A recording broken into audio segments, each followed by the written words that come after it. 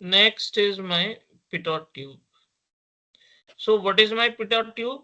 So it is also used for measuring the velocity of flow at any point of my channel. Okay. So Pitot tube is used for,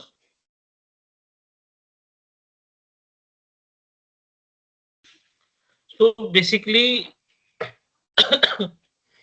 my venturimeter and my orifice meter used for measuring the rate of flow, whereas of my pitot tube, it is used for measuring the velocity of the flow. Okay, so it is working on the principle, if the velocity of point becomes zero, then my pressure goes increase due to the conversion of kinetic energy into the pressure energy.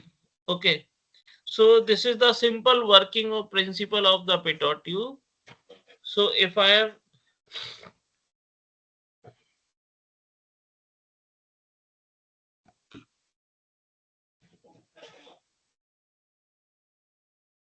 so this is my simple glass tube,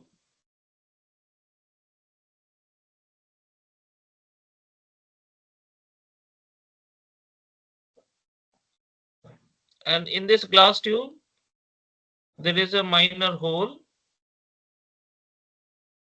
and in this point we can measure the stagnation velocity.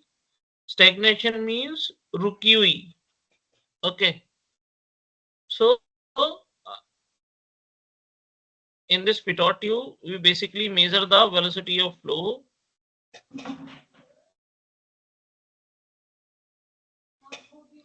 and we can write the directly formula. V is equal to my CV root 2GH, or actual velocity. What is my CV? That is my coefficient of pitot tube.